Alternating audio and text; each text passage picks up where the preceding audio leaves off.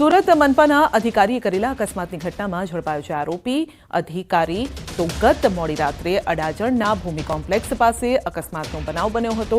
આક્ષેપ છે કે મનપાના અઠવા ઝોનમાં આસિસ્ટન્ટ એન્જિનિયર તરીકે ફરજ બજાવતા નીલાંગ ગાયવાલા નામના અધિકારીએ પોતાની ખાનગી કારથી અકસ્માત કર્યો હતો, જેમાં રોડની સાઈડમાં ઉભેલી કારની પાછળથી ટક્કર મારી અને ડિવાઈડર તોડી બહાર નીકળી ગઈ હતી।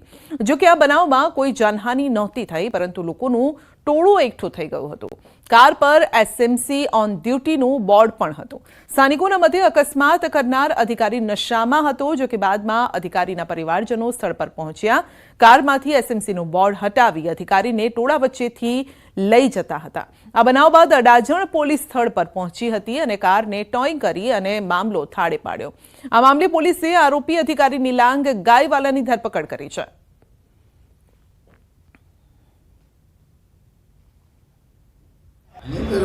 ગુનો બને છે એમાં આસિસ્ટન્ટ એન્જિનિયર છે, એને કોઈ ગાડી ચલાવતા હતા અને આ ગામના ફરિયાદી અમિતભાઈ કાંતિલાલ પટેલ છે, એમની ગાડીને ટક્કર મારીને એમની ગાડીને ખૂબ મોટું નુકસાન પણ કરાવે છે। એ અંગે પછી એમને ગાડી લઈને આગળ જતા રહેલા, પછી એમને પાછળ પકડાય છે અને એમના વિરુદ્ધમાં અડાજણ પોલીસ સ્ટેશનમાં હાલમાં ફરિયાદ દાખલ કરી છે અને કંઈક નશા કર્યો હોવાનું પણ લોકોનો આક્ષેપ હતો, એટલે એમની તપાસ કરી પોલીસે એના બ્લડ સેમ્પલ પણ લેવડાવવામાં આવે છે।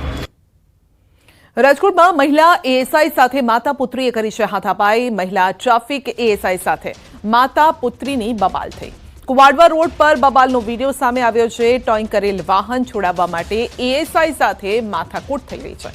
બાઇક છોડાવવાની બોલાચાલી થઈ રહી છે, તો હાથાપાઈમાં આ જે આખી બબાલ હતી, ઝઘડો હતો, તે પરિણમ્યો। માતા પુત્રી સામે ફરજમાં રૂકાવટનો ગુનો પણ દાખલ કરવામાં આવ્યો છે।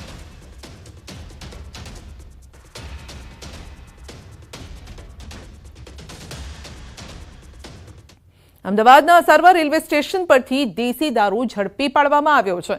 એસએમસીએ ટ્રેનના ડબ્બામાંથી દેશી દારૂ ઝડપ્યો છે। દારૂ સાથે 3 આરોપીઓની ધરપકડ કરાઈ છે અને હાલ 4 આરોપીઓ ફરાર છે। પોલીસે ફરાર આરોપીઓની શોધખોળ પણ હાથ ધરી છે।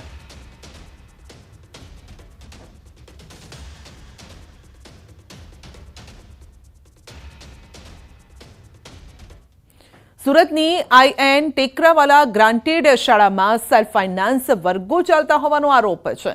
કેમ્પસમાં સેલ્ફ ફાઇનાન્સના ખોટી રીતે વર્ગો ચાલતા હોવાનો આરોપ લાગ્યો છે, તો હાલ શાળામાં ધોરણ 9 થી 12માં ગુજરાતી અંગ્રેજી માધ્યમમાં ગ્રાન્ટેડ ક્લાસ ચાલુ છે। ગ્રાન્ટેડ અને સેલ્ફ ફાઇનાન્સના વર્ગો એક જ ભવનમાં ચલાવતા હોવાની વાત છે, ત્યારે ગ્રાન્ટેડના વર્ગો બંધ થશે તેવો ભય વાલીઓમાં ફેલાયો છે અને જેને લઈને વાલીઓ દ્વારા સેલ્ફ ફાઇનાન્સના વર્ગો બંધ કરવા માટે ફરિયાદ થઈ છે। ફરિયાદના આધારે સુરત જિલ્લા શિક્ષણ અધિકારીએ સ્થળ તપાસ કરી અંગ્રેજી માધ્યમના સેલ્ફ ફાઇનાન્સ શાળા શરૂ કરવા માટે આપવામાં આવેલી માન્યતા રદ કરવાની ભલામણ કરી છે।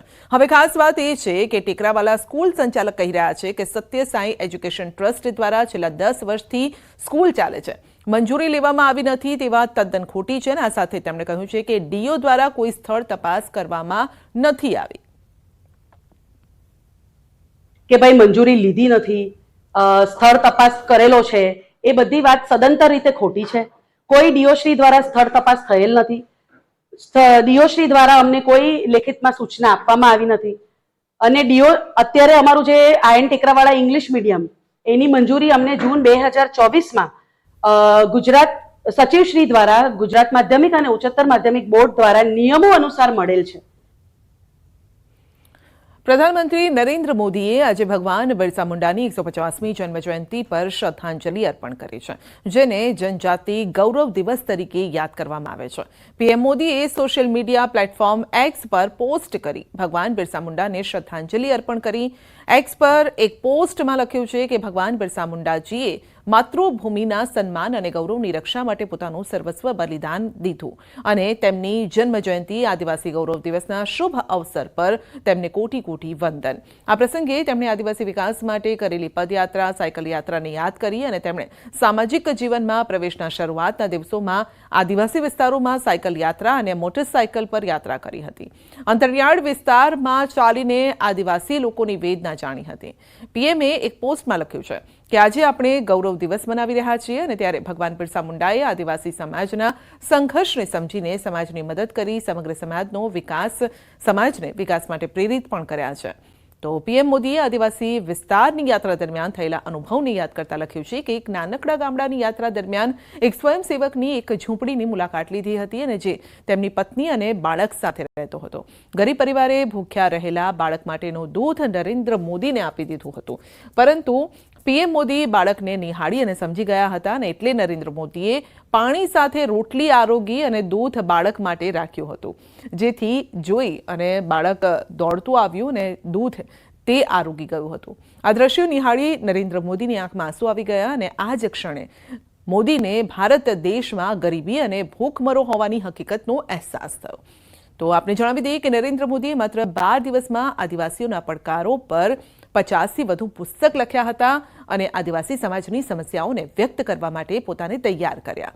તો આદિવાસી વેલફેર માટે નરેન્દ્ર મોદીએ ઉદ્યોગપતિઓને ફંડ આપવા અપીલ કરી હતી. યુવાવસ્થામાં નરેન્દ્ર મોદીએ આદિવાસી વિકાસના મહત્વ પર 90 મિનિટનું ધારદાર ભાષણ આપ્યું હતું.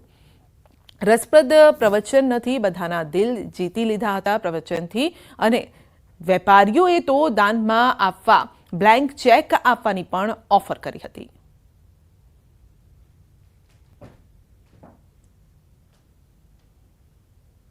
શબરીની રામ ભક્તિ સમજાવવાની આવશ્યકતા નથી, સમાજને આવશ્યકતા છે ભણાવવાની રામની શબરી ભક્તિ. અરે રામની અંદર પણ શબરી ભક્તિ હતી. એને સમાજની છેવાડાની આ વ્યક્તિ કોઈક ખૂણામાં બેઠી હતી, પગે ચાલીને રામજીએ શબરીના ઘરે જવાનો વિચાર કર્યો હતો. એના જૂઠા બોર છે ખબર હતી, પરંતુ રામની શબરી માટેની ભક્તિ હતી કે એણે સમાજ શાસ્ત્રનું નિર્માણ કર્યું અને શબરીને પોતાની ગણી અને એના જૂઠા પેર ખાઈને પોતાના જીવનનો સંતોષ માન્યો હતો. ઊંચ નીચના ભેદ વચ્ચે જીવનારા સમાજને, જૂથના ભાવ વચ્ચે જીવનારા સમાજને શબરીની રામ ભક્તિ ભણાવવાની આવશ્યકતા નથી, રામની શબરી ભક્તિની ભણાવવાની આવશ્યકતા છે.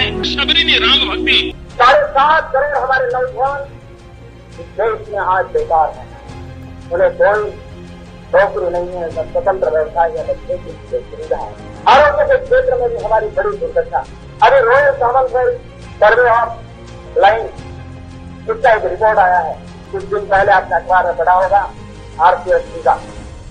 उन्होंने कहा है कि देश के अंदर प्रति 13 मिनट में एक बालक अपनी ज्योति गंवा देता है, वो अंध हो जाता है. मैं ये प्रवचन करने के लिए खड़ा हो गया और तय दूंगा उस समय तक में शायद इस देश के 4 या 5 बालक ऐसे होंगे जो अंधे हो चुके होंगे. यानी 38 साल की हमारी ये जो हमारी जो यात्रा रही विकास यात्रा की. બુલેટિનમાં આગળ વધીશું નાનકડા બ્રેક બાદ.